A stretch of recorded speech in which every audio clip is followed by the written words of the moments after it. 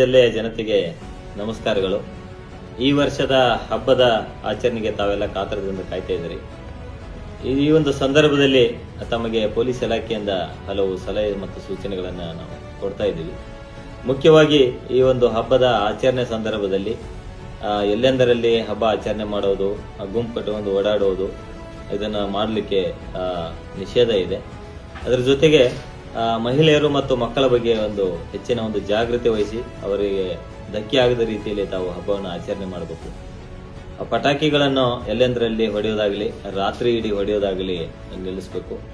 ಮತ್ತು ಕುಡಿದ ವಾಹನ ಚಲಾವಣೆ ಇರ್ಬೋದು, ತ್ರಿಬಲ್ ರೈಡಿಂಗ್ ಇರ್ಬೋದು, ಮೊಬೈಲ್ ಉಪಯೋಗಿಸ್ತಾ ಇರ್ಬೋದು, ಅಥವಾ ರ್ಯಾಶ್ ಆಗಿ ವೀಲಿಂಗ್ ಮಾಡ್ತಾ ರಾತ್ರಿ ಎಲ್ಲ ಸಂಚಾರ ಮಾಡುವುದನ್ನು ನಿಷೇಧ ಮಾಡಲಾಗಿದೆ. ಇದರ ಬಗ್ಗೆ ಜನ ಜಾಗೃತರಾಗಿ ಹೆಚ್ಚಿನ ಒಂದು ಕಾಳಜಿಯೊಂದಿಗೆ, ಭದ್ರತೆಯೊಂದಿಗೆ ಈ ಒಂದು ಹಬ್ಬವನ್ನು ತಾವು ಯಶಸ್ವಿಯಾಗಿ ಆಚರಣೆ ಮಾಡಲಿ ಅಂತೇಳಿ ನಾನು ಕೇಳ್ಕೊಳ್ತಾ